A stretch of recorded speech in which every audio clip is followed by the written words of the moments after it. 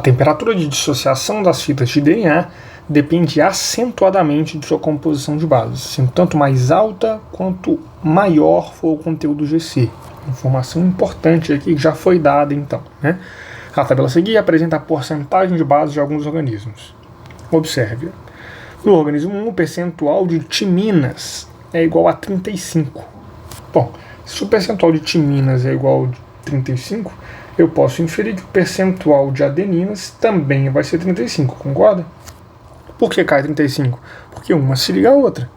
Então, se eu tenho 35 timinas, eu tenho 35 adeninas.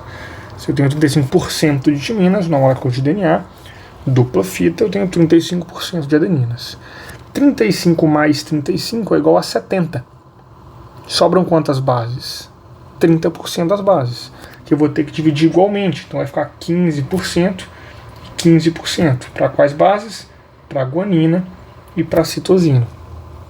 O mesmo raciocínio eu vou fazer aqui para baixo. Ou seja, se eu tenho 20 aqui, eu tenho 20 aqui. 20 mais 20, 40. Sobra 60. 30 e 30. 15 aqui, 15 aqui. 15 mais 15, 30. Sobra 70. 35 e 35. E por fim, se é 10 aqui, é 10 aqui, foi 20. Sobra 80, 40, 40. Considerando a tabela e o assunto abordado, qual organismo apresenta a maior temperatura de dissociação? Veja, o texto diz que a temperatura de dissociação depende acentuadamente da composição de bases, sendo tanto mais alta quanto maior for o conteúdo de GC, G mais C. E ele te pergunta a maior temperatura de dissociação.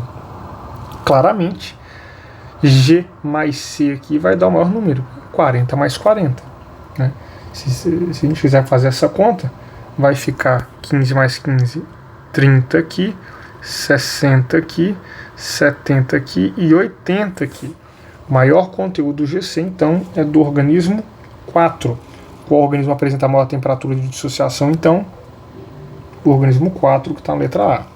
Mas, além disso, isso tem que fazer sentido. Porque se eu penso numa molécula de DNA, a temperatura de dissociação é a temperatura necessária ao rompimento das ligações de hidrogênio e a abertura, consequentemente, dessa fita. Por que a temperatura de dissociação é maior quanto maior for o conteúdo GC? Porque entre guaninas e citosinas a gente tem 3 ligações de hidrogênio. Entre adeninas e timinas a gente tem 2.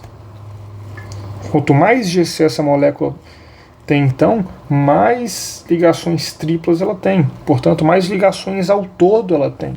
E se essa molécula tem mais ligações de hidrogênio ao todo, vai ser mais difícil separá-la. Vou precisar de uma temperatura mais alta. Beleza?